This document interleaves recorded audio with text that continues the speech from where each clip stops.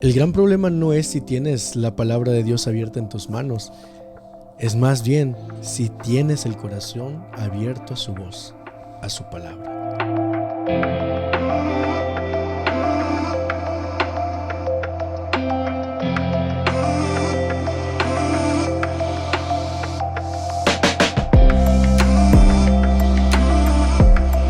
Hola, ¿qué tal? Bienvenidos un día más a Comunidad en Estudio, capítulo 4, temporada 11, este año 2026. ¿Qué tal, Dani? ¿Qué tal, Cristian? ¿Cómo están? ¿Cómo está, Brian? Hola, Todo Dani. bien, ¿Cómo está bien. todo? Felices. Todo bien, todo avanzando, gracias a Dios. Una alegría siempre estar juntos aquí. Definitivamente.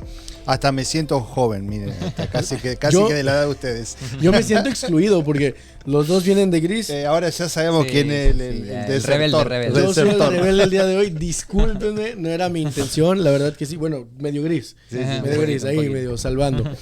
El día de hoy vamos a hablar del libro más perseguido de la historia, ¿saben? Estaba leyendo un poquito acerca de datos estadísticos, es el más perseguido, el más prohibido, el más quemado, es el más vendido, es el más contrabandeado de toda la historia del mundo. Y traje algunos factos estadísticos para compartir con ustedes y ahora sí le damos de lleno al estudio. Son recientes, de los últimos 5 años, 4 años. Dato histórico nada más, antes de empezar con los datos actuales, es para conocimiento general, Juan Gutenberg en 1454 al inventar la imprenta, el primer libro que imprimió fue la Biblia, 1454. Estamos hablando de casi 500 años, 476 años. En 2024 se vendieron 13.7 millones de Biblias en un año. En 2025 subió a 18 millones. Sin embargo, no se compara con lo que se vendió en el año 2020. No sé si han escuchado ese dato. ¿Pandemia? En la pandemia llegó alrededor de 100 millones de ventas en un año. No estoy hablando de dólares, estoy hablando de copias. Cantidad, sí. Cantidad, unidades vendidas, 100 millones. Es una locura. Tremendo. Otro dato interesante es que estas ventas no fueron con todo respeto, por personas mayores a 45, 50 años, 60 años. No, la generación Z y los universitarios fueron los principales compradores de unidades bíblicas en los últimos 3 años. Y hay un dato interesante en este 2026, otro facto, que se desvió un poquito la comercialización de la Biblia, ya no se está vendiendo como en los 2-3 años pasados. Sin embargo, está la gente ahora optando por Biblias de una gama alta. Estamos hablando de Biblias de mayores de $400 por unidad. Esa es la realidad de nuestro mundo, de nuestra Biblia el día de hoy. Lo que me lleva a pensar y a cuestionar antes de que pasemos al texto bíblico de hoy. ¿Por qué teniendo tantas Biblias la gente conoce tan poco de Dios? La dejo así votando y de ahí pasamos a... Sí, yo creo que muchas veces, disculpa ahí, pastor, que la Biblia se ve como más el objeto, digamos, ¿no? Más que el contenido. De hecho, muchos todavía tienen esa visión que quizás viene un poquito de la historia de la Iglesia Católica. Yo no sé si ustedes le hacían como... No se puede escribir encima de la Biblia, ¿no? Era como... O estaba al medio, abierta en el Salmo 91, ¿no? Había casa o familias que la tenían abierta en algún lugar de la casa. Exacto. Y entonces pasaban y cada vez que pasaban la gente, los miembros de la casa, ¿no? Tenían que tocarla, ¿no? Claro, como su bendición. Claro, pero nunca la leían, o sea, no sabían ni cómo buscar, decir, ¿dónde está Génesis? No era como tú dices, no era una relación, un contacto con la palabra, sino decir como un objeto sagrado simplemente, ¿no? Hasta que podríamos decir hasta se veneraba, ¿no? Claro. Como dato anecdótico, ahorita se me vino a la mente con lo que usted decía de tocar la Biblia. Mi familia nuclear, venimos de la religión católica, no nací en la iglesia adventista, y un colportor le vendió a mi papá una Biblia católica de las grandotas, así antiguas, blancas o negras, con la cruz grande y toda ilustrada. Con el imprimatur del Papa o de algún obispo que tenía la firma al principio. Edurré, todo eso, o sea, era la de lujo, ¿no? Mi papá dijo, no, pues para apoyarlo. Mi papá había estado en el seminario católico, de hecho, antes de tener familia. Y él abrió y justamente la iba a colocar en un lugar central de la casa para que quede allí, y se abrió en Éxodo capítulo 20, leyó el cuarto mandamiento, porque allí abrió directamente, y se cuestionó por qué esa Biblia decía sábado. Le habla el colportor y es entonces nos invitan a una campaña. O sea, ahí a través de una Biblia comprada fue que nosotros conocimos la iglesia adventista. Entonces, definitivamente, aun cuando está en desuso la Biblia, Dios puede utilizarla, ¿no? Pero Dios no solo quiere entrar a tu casa, quiere que lo conozcas. Pero ahora sí, pastor, cuéntenos. Hebreos 4:12. De paso, este versículo está dentro de mis top 10, ¿no? De la Biblia, ¿no? Dice, porque la palabra de Dios es viva y eficaz, más cortante que cualquier espada de 2 filos, penetra hasta partir el alma y el espíritu, las coyunturas y los tuétanos, y discierne los pensamientos y las intenciones del corazón. Primera pregunta. La Biblia se nos presenta como el gran arma poderosa, la más poderosa arma que el hombre puede obtener. Si nosotros tenemos un arma poderosa, es porque necesitamos defendernos de alguien, de algo, ¿no? Entonces, el Ellen G. White, en El conflicto de los siglos, página 579, dependiendo de la versión, nos comenta, Satanás emplea cuantos medios puede para impedir que los hombres conozcan la Biblia. Y me lleva a la pregunta inicial, ¿por qué teniendo tantas Biblias, por qué teniendo tantas herramientas y armas poderosas para defendernos del enemigo, estamos tan expuestos y tan débiles ante él? Yo creo que hay varios factores, ¿no? Uno es algunas de las cosas los preconceptos con los cuales venimos, ¿no? Las estructuras mentales, el amor hacia la palabra o no, y lo que el enemigo ha tratado de hacer de alejarnos de la escritura o que interpretemos la escritura a nuestra propia conveniencia, ¿no? Entonces, cuando nosotros vemos este texto, puntualmente de Hebreos capítulo 4, versículo 12, Pablo aquí le da la importancia y la significación a la escritura, ¿no? La Biblia no es cualquier libro, ¿sí? No es un libro de cuentos, no es un libro de fábula, no es un libro histórico, ¿sí? Si bien contiene parte de la historia, pero no es un libro histórico, sino que es la palabra de Dios, es la verdad en escritura, ¿no? Porque siempre decimos, ¿no? Jesucristo es la verdad. Ahora, ese logos, ¿sí? se hace carne, vive entre nosotros y deja expresada sus mensajes en la escritura, ¿no? Entonces, eso es lo que la palabra de Dios produce en nosotros, que produce transformación. Entonces, si nosotros permitimos que haga esta obra, ¿no? Como dice, como una espada que penetra hasta lo más profundo. Cuando tú lees la palabra con un corazón sincero y humilde, que eso es lo que vamos a ir viendo a lo largo del estudio de esta semana, que tiene que ver con esa actitud con la cual yo voy a la palabra. Pues yo puedo ir con un corazón que no creo, escéptico, ¿no? Decir, no, esto es una tontería. Voy a encontrar la palabra como una tontería si voy con ese preconcepto. Pero cuando yo voy con un corazón humilde, sincero y necesitado de Dios, la palabra produce una conexión en mi vida de una manera y una transformación en mi vida de una manera significativa, ¿no? Sí. Eso es lo que Dios hace a través de su palabra, ¿no? Yo creo que utilizando esta misma figura y también complementando a lo que preguntabas, creemos que la palabra es una espada, pero nosotros nos ponemos escudos al leerla, ¿no? Y creo yo que por eso no está haciendo el cambio que necesita hacer. Y ahí viene el orgullo, viene el defender, el ver la Biblia como un argumento que defender y no una experiencia que vivir. Entonces creemos o leemos que la palabra está viva, pero nos ponemos distintas cosas para que no penetre en nosotros, ¿no? Entonces creo que eso es importante también. Creo que uno de los grandes errores que estamos cometiendo con respecto a la palabra de Dios es olvidar lo que significa y el poder que tiene. Me pongo a pensar en el Génesis capítulo 1. Literalmente de la boca de Dios, de las palabras de Dios, se hizo la creación. No necesitó mover dedos. Es más, lo puedo hacer con el pensamiento, ¿no? Pero aún es la palabra de Dios, el pensamiento de Dios. Y se nos olvida que Él con su palabra creó el mundo. Si nosotros permitimos que su palabra, la palabra de Dios, la Biblia, entre a nuestro hogar, imagínense lo que puede crear de ambiente en nuestras vidas y en nuestros hogares. Sí. El pensamiento número 2 que se me viene también con respecto a los ataques del enemigo es que es de esas barreras que hablabas, de la actitud a la que vamos, se me viene también a la mente el creo. ¿Cuántas veces no charlamos con nuestros hermanos, con nuestros amigos y leemos la Biblia y empezamos con yo creo que esto, yo creo que quiere decir esto, yo pienso esto? Y a veces me autodetengo, ¿no? Porque me pasa y digo, yo creo esto, lo otro. Y digo, espérate, no es lo que yo crea, claro, sino lo que está escrito. Yo podré tratar de acomodar, por ejemplo, no sé, se me viene una línea así, ¿no? De entre lo bueno y lo malo, lo que dice la Biblia y lo que no dice, así. Y tratamos de hacer acciones y buscar versículos o la Biblia para justificar nuestras acciones, tratando de que la línea haga esto. Claro. Me explico, como que nos rodee tantito para quedar de este lado cuando realmente quedaríamos del otro lado. Claro. Pero ¿qué hizo Jesús? Que es mi tercer punto en cuestión de esto. Cuando se enfrentó a las tentaciones, ¿qué dijo? Escrito está.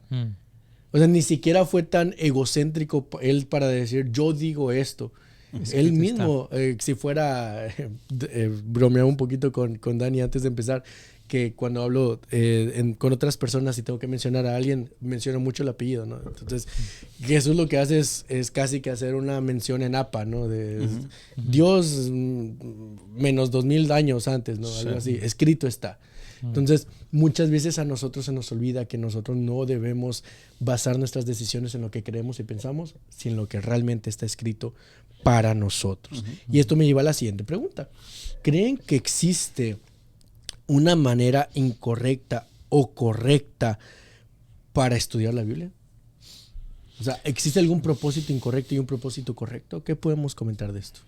Sí, lo que yo decía anteriormente con respecto a cómo vamos a la escritura, si vamos con corazones sinceros, humildes, si vamos con preconcepto a que la Biblia respalde nuestras propias ideas que tenemos de antes. Entonces, si vamos con ese preconcepto, vamos a encontrar algunos versículos, algunos textos que van a respaldar aquella idea que nosotros tenemos, ¿no? Hoy en día que está tanta discusión que hay entre el perfeccionismo, ¿no? Y demás, porque más allá creo que, y en la mayoría de las personas que nos están escuchando, tal vez no tengamos tanto situaciones con que el sábado, el domingo, ¿no? Eso tal vez podemos tenerlo un poquito más claro, ¿no?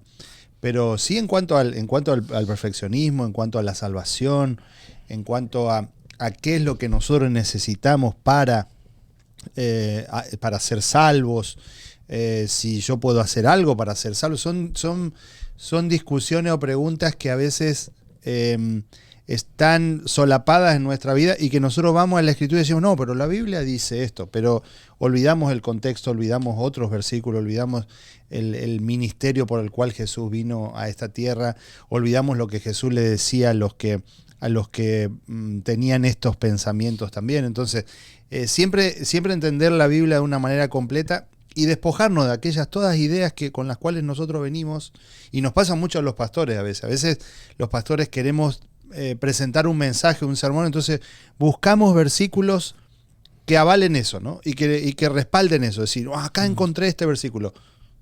Tengamos presente toda la Escritura, ¿no? Claro. Sí. Y para entender todo el mensaje, ¿no?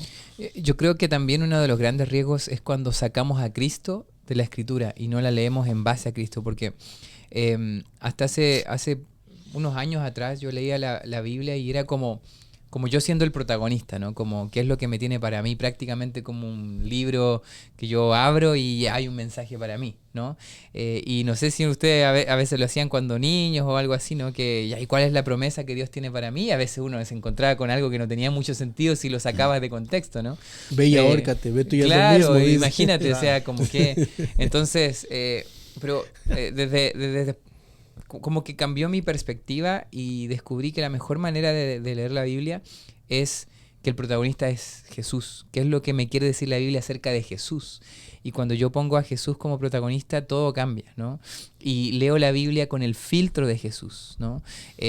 Porque Jesús vino realmente a interpretar lo que muchas veces no podían y los líderes religiosos no podían. Y muchos hasta nuestros días todavía malinterpretan las Escrituras, porque cuando sacas a Cristo de la ecuación, entonces te queda mucho orgullo, muchos preconceptos que son incluso fundamentados con versículos, ¿no? Pero cuando pones a Cristo en el centro, pones su amor en el centro, su mensaje en el centro, todo empieza a tomar su lugar, ¿no? Y empieza a construir sobre la roca. Cuando nosotros queremos tener razón y queremos discutir con otra persona acerca de alguna idea, y entonces vamos con ideas propias, ¿no? Ese es creo que ese es el gran problema, ¿no? Que hoy en día tenemos nosotros al enfrentar el estudio de la palabra, el estudio de la Biblia, que era la pregunta que tú hacías. Claro. Ryan, ¿no? Para esta siguiente sección me gustaría, en lo que voy a puntualizar algunas cosas que dijeron para que quede aquí en nuestra comunidad en estudio, me gustaría que pensaran acerca de qué implicación tiene con la verdad la Biblia. Sé que está un poquito extraña la pregunta, pero sé que tienen la respuesta. Sé que tienen la respuesta. ¿Qué implicación tiene la verdad con la Biblia? O si la Biblia es la verdad o parte de la verdad, toda la Biblia es la palabra de Dios. ¿Qué nos pudieran compartir de eso? Mientras lo piensan, me gustaría puntualizar algunos datos que ustedes comentaban acerca de formas incorrectas y correctas de estudiar la Biblia. Número 1, buscar que concuerde con nuestra opinión es una forma incorrecta. Abrir al azar sin propósito. Eso me recordó la primera vez que... Lo que tú decías de tu papá que abrió ahí. Sí, tal cual. Pero Dios lo utilizó en ese aspecto, ¿no? Pero ya cuando nos bautizábamos, estábamos dentro de la iglesia, se me vino otra anécdota. No hubo sociedad de jóvenes y mi mamá dijo en la tarde, vamos a jugar a la sociedad de jóvenes. Entonces yo tenía como 7 años y había visto a mi hermano que alguna vez había predicado, era un niño predicador, y dijo, bueno, yo quiero predicar, dije en mi casa, ¿no? Y abrí la Biblia, hacía lo primero que salió, y era 1 Juan 1:3, y decía lo que vieron y oyeron, y lo leí. Y yo dije, pues, ¿qué oí? ¿Qué vi? ¿No? O sea, ¿Qué digo acá? Sí, yo ni oí ni dije nada, o sea, soy niño, ¿no? Esa es otra forma incorrecta. Escoger textos que solo me gustan. O esta duele mucho, la última, ignorar lo que confronta mi vida. A veces le sacamos la vuelta a esos textos. De las formas correctas que ustedes comentaron, buscar aprender la voluntad de Dios, orar antes de poder abrir la Biblia, que sea un estudio sistemático, o sea, no sea esporádico, sino sistemático, y no rechazar ningún texto, sino analizarlos todos. Ahora sí, los escuchamos. Implicaciones de la verdad y la Biblia. La verdad está en la palabra, ¿no? Jesucristo mismo dijo, yo soy la verdad. Yo soy el camino, la verdad y la vida, ¿no? Entonces, la verdad está contenida en la palabra, ¿sí? A veces nosotros nos creemos poseedores de la verdad, nos creemos dueños de la verdad.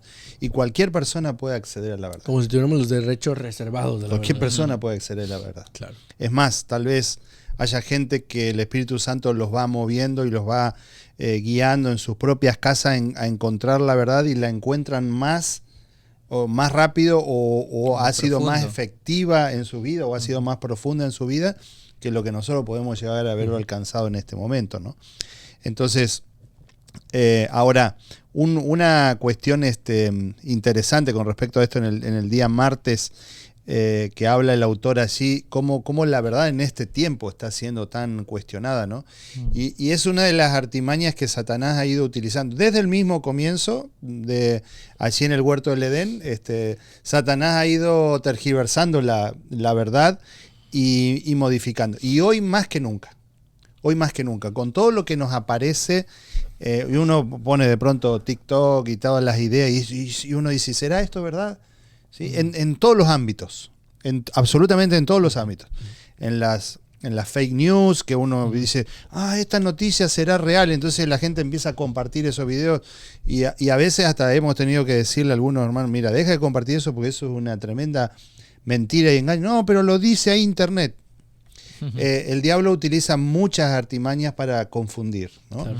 Y esa es la estrategia principal que decíamos, decir confundir. A veces una partecita nada más de la verdad, la transforma, la modifica y ya deja de ser verdad, ¿sí? Claro. Esto como cuando hacíamos exámenes y teníamos que poner el verdadero o falso, es decir, una palabrita nada más. La coma, algo.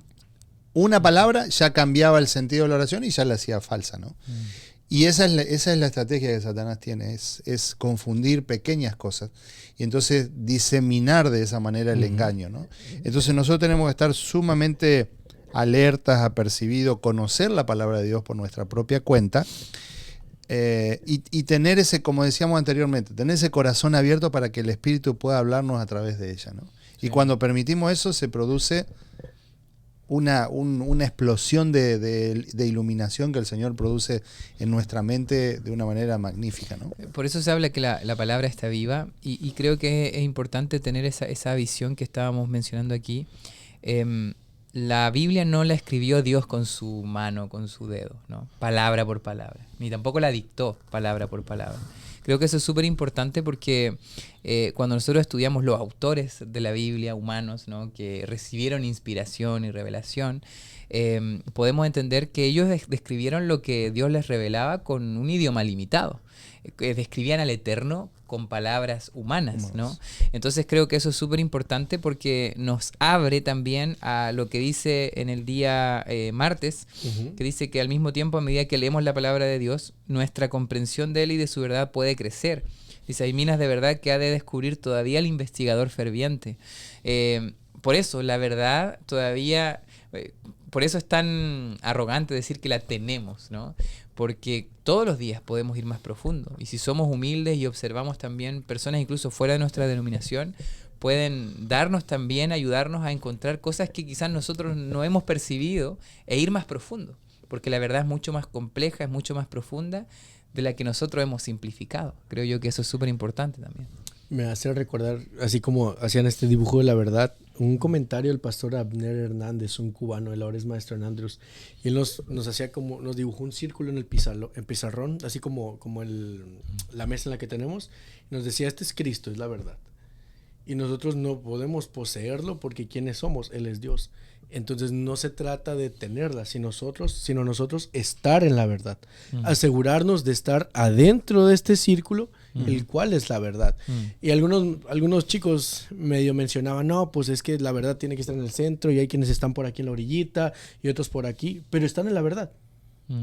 Hay un margen de error en muchas denominaciones, en muchas creencias a lo largo del mundo, en el cual decimos, es que ellos no guardan el sábado. Es un sello distintivo, claro que sí. Ellos no creen en esto, ellos no creen en lo otro, pero están en un camino de descubrimiento también de su fe, en un descubrimiento también de quién es Cristo. Y por eso muchas almas, muchas personas al final de los tiempos caerán en los brazos del Señor porque habrán culminado ese proceso en el cual habrán reconocido a Cristo como su Salvador y serán salvos, ¿no? Entonces... Y tiene que ver también la experiencia en los distintos tiempos en los cuales estamos. Hoy podemos estar nosotros aquí, pero tenemos que ir acercándonos a ese centro en el crecimiento, que es lo que Pablo dice así en Hebreos capítulo 5, ¿no? Dejando ya de ser niños espirituales, debiendo ser ya maestros, dice él, ¿no? O sea, tiene que ver con ese crecimiento del conocimiento de la Escritura, ¿no? Y por ende no es un conocimiento teórico o académico, sino que es un crecimiento vivencial, ¿no? Eso es lo que Pablo dice allí en el 4:12, cuando dice, penetra hasta partir el alma, discierne los pensamientos, las intenciones del corazón, es viva y es eficaz, ¿no? Como decía, no es un libro común de historia, académico, de conocimiento, sino es experiencial o experimental, no sé cómo se dice ahí, después lo buscaremos, pero se entiende el concepto. En los comentarios. Ahí está. Y sabes que eso también está presente en la misma Biblia. Claro. Y esto es interesante, que el otro día escuchaba a un pastor que decía, no sé si ustedes estarán de acuerdo con esto, pero decía, nosotros conocemos más acerca de Dios que Moisés, ¿no? Y entonces mencionaba eso. ¿Y por qué decía él? Porque Moisés sí, se reveló, fue un grande de la Biblia, pero todavía no venía Cristo. Nosotros conocemos la historia de Cristo y cómo fue. Moisés todavía desde el pasado la visualizó de alguna manera, algunos destellos, pero nosotros tenemos la revelación de Cristo ya, acontecida. Entonces, eso es interesante, que en la misma Biblia, la humanidad, Dios le iba revelando a través de profetas, a través de líderes, un paso adelante, ¿no? Un poquito más profundidad de la verdad. Hasta culminar con Cristo, que es la verdad encarnada, ¿no? Entonces creo yo que eso es importante, ¿no? Y que incluso ver este movimiento que existe en la misma Biblia, ¿no? De este Dios revelando y llevando a la humanidad hacia el frente, ¿no? Hacia más inspiración, hacia más revelación. La revelación es, digamos, la iluminación es dinámica, ¿no? Exacto. Eso hasta podemos decir nosotros entendemos más de profecía que el mismo Daniel. Claro. Daniel el profeta, claro, ¿no? que sí. Porque él se murió sin entender lo que estaba escribiendo, sí. ¿no? Exactamente, sí. Para ir cerrando esta parte, solo ir aclarando que nosotros creemos que la Biblia es la palabra de Dios. Juan 17 dice, santifícalos en tu verdad, tu palabra es verdad. Entonces, todo lo que dijo Cristo es la verdad, ¿no? Porque Él es la verdad y por lo que tanto lo que Él dice es la verdad. Y nada más haciendo como un acotamiento a lo que mencionaba Dani, definitivamente los autores escribieron de acuerdo a su conocimiento, a su palabra, pero sí los 10 mandamientos fueron escritos por su dedo. Entonces, ahí hay una expresión directa de la palabra de Dios escrita por él, ¿no? De ahí en fuera, los autores bíblicos, pues por eso. Pastor, me gustaría que si nos puede ayudar en los próximos 2-3 minutos. Yo sé que se nos está yendo un poquito el tiempo, pero creo que esta parte es importante. Sí, está es padre muy importante esa parte en que nos pueda describir las características de la palabra de Dios, de la Biblia, de la verdad. ¿Cómo lo podemos descubrir en la Biblia? Según el capítulo 4, versículo 12, dice que es viva, que es eficaz, que es más cortante que toda espada de 2 filos, penetra hasta partir el alma, el espíritu, las coyunturas, los tuétanos, discierne los pensamientos y las intenciones del corazón, ¿no? Entonces, busqué ahí una breve exégesis de este texto, ¿no? Si nosotros pensamos en la palabra, esta diríamos es como una expresión, la expresión activa de Dios, ¿no? Es el logos mismo. Este es Jesucristo mismo, ¿no? Claro. Jesucristo mismo dijo, o el apóstol Juan, allí en Juan capítulo 1, el verbo se hizo carne, el logos se hizo carne, ¿no? Es viva, no es algo muerto, no es algo histórico, sino que está actuando ahora, ¿no? Y es interesantísimo que nosotros leemos textos, ¿no?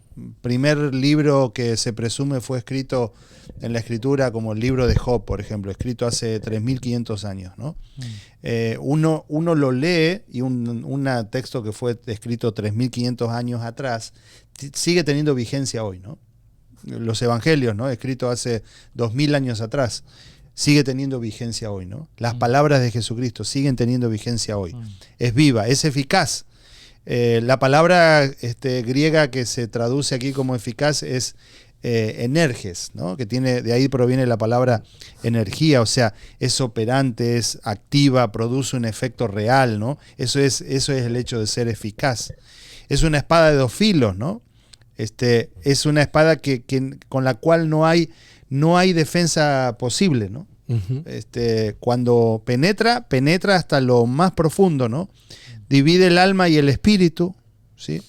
Esto no tiene que ver con una frase, digamos, de anatomía puramente, sino espiritual, hablando del espíritu, ¿no? Lo que hace el espíritu parte el alma, ¿no?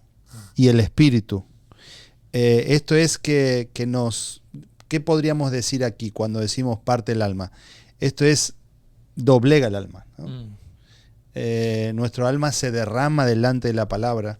Hoy leía, visitando a alguien haciendo una santa cena, leía un texto bíblico y comenzó a contarme su pasado y se quebrantó por causa de la palabra, ¿no? Porque eso es lo que produce la palabra en nosotros. Eso es lo que produce Cristo en nosotros.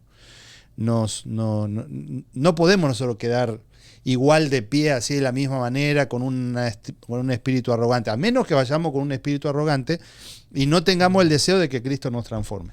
Claro. Pero si vamos con un espíritu humilde, esto nos quebranta. Sí. Nos quebranta, nos parte el alma en el sentido de decir, necesito entregarme al Señor Jesús, ¿no? Sí. Discierne también el hecho de esto tiene que ver con la palabra original ahí es crítico, ¿no? De ahí viene la palabra crítica, ¿no? Y la palabra evalúa, expone, juzga los pensamientos, ¿no? Esa es la idea de lo que la palabra de Dios produce en nosotros, ¿no? Es viva, es eficaz, es una espada de 2 filos, parte el alma, nos hace discernir entre las cosas, entre lo que está bien y entre lo que está mal, ¿no? Lo que hace en nosotros la palabra de Dios. Muchas gracias por estas aclaraciones. Creo que son ahora sí claras para poder seguir adelante. Y me gustaría hacer también 2 declaraciones que a lo mejor van a ser un poquito tajantes, pero son cosas que encontré esta semana. La primera, la lección decía que aquel que dice que la verdad no existe cae en contradicción, porque si eso fuera verdad, significa que no tiene verdad.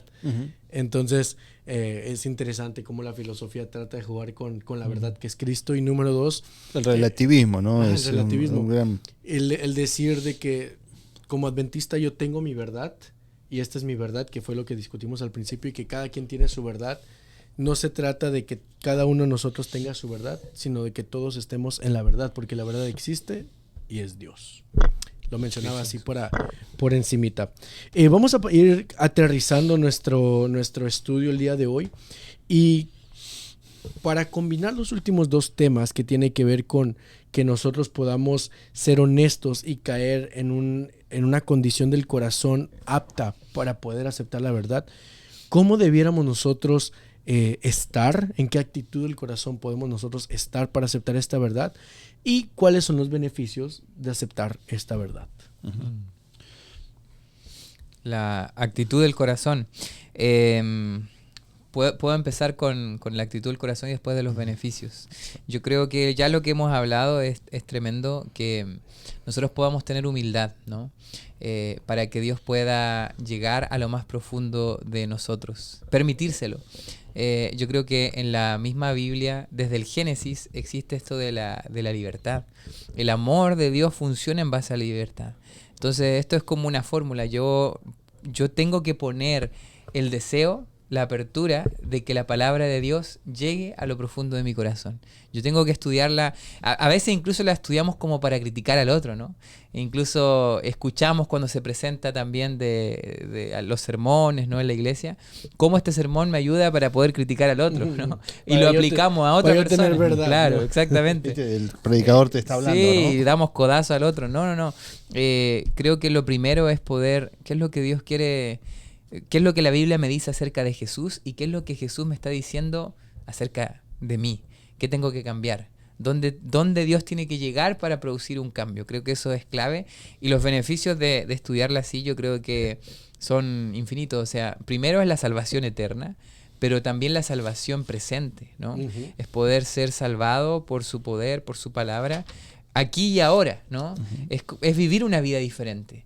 Es vivir una vida con más perspectiva, es entender la narrativa de Dios, detrás de todas las cosas, detrás de todas las ideologías que mueven el mundo, entender la narrativa de Dios. Creo que eso es el mayor de los beneficios, ¿no? Tener una vida con propósito. Así que no sé si querés ahí complementar esto. Creo que tiene que ver con un crecimiento espiritual, tiene que ver con la actitud. 1 Tesalonicenses 2:13 dice: por lo cual también nosotros sin cesar damos gracias a Dios de que cuando recibiste la palabra de Dios que oísteis de nosotros, la recibiste no como palabra de hombre, sino según es en verdad la palabra de Dios, la cual actúa en vosotros los creyentes, ¿no?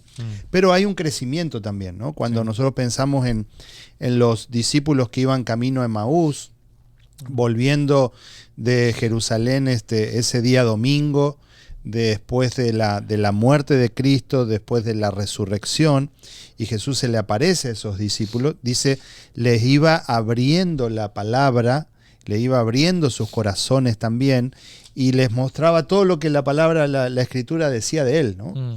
Y entonces dice el texto algo que a mí también me encanta, y está dentro de mis top 10 también eso, ¿no? Bueno, creo que ya pasé más de los 10, 10. yo creo. Creo que sí, tengo como top 20, ¿no? Pero bueno, está dentro de mis top. La lista. Cuando dice, no ardía nuestros corazones cuando Él abría la palabra delante de nosotros, ¿no? Estos eran discípulos, ¿sí? No dentro de los 12, pero sí discípulos que ya habían escuchado la palabra de Dios, de Cristo, ya habían escuchado que Jesucristo les había hablado de Él mismo, ya les había dicho que Él era el Cristo, que Él era el Mesías, pero ahora, después de la cruz, ¿sí? Se había producido ese parteaguas en ellos, y ahora ellos comenzaron a comprender la Escritura con un entendimiento superior porque ellos estaban ahora permitiendo. Claro. Entonces, si nosotros tenemos el entendimiento de la Escritura hoy, igual que hace 10 años, hay un problema en nosotros. ¿Sí? Y yo siempre le digo, yo no predico de la misma manera que hace 10 años, que hace 15, que hace 20 años. Porque la iluminación, cuando nosotros pensamos en esto, que es, recuerden, siempre decimos revelación, inspiración, iluminación. Revelación, inspiración tiene que ver con el Espíritu Santo revelando el mensaje e inspirando para que el profeta pueda escribir lo que el Espíritu le estaba revelando. Pero la iluminación tiene que ver conmigo. Y es el mismo Espíritu. Sí. Y el pastor Bullón utiliza una imagen que a mí me encanta y siempre la digo, decir, la Biblia es el único libro que nosotros tenemos la oportunidad que el autor esté sentado al lado nuestro para ayudarnos a interpretar lo que quiso decir. Y eso es fantástico. Eso es hermoso, ¿no? Es fantástico. Es decir, el Espíritu Santo está al lado ayudándonos, iluminándonos para interpretar la Escritura, ¿no? Pues muchas gracias por estos comentarios. Creo que pueden ir aterrizando muy bien el feeling, los pensamientos en nuestras bases espirituales para seguir avanzando. Bien dicen que un amigo está en las malas, en las peores. Quiero invitarte a que recuerdes ese versículo, esa promesa de Dios que te sostuvo en la crisis. Eso también es verdad. La verdad no solo te informa, también te transforma. Amén. Así que familia, te invitamos a que permitas que la verdad, que es Cristo, entre y transforme tu hogar, tu corazón y tu vida. Muchas gracias por acompañarnos. Amén. Pastor Daniel, Pastor Cristian, es una bendición tenerlos en esta mesa. Amén, amén, amén. Y que la honra y la gloria sea para Dios. Nos vemos. Bye bye. Estudien su Biblia. Nos vemos.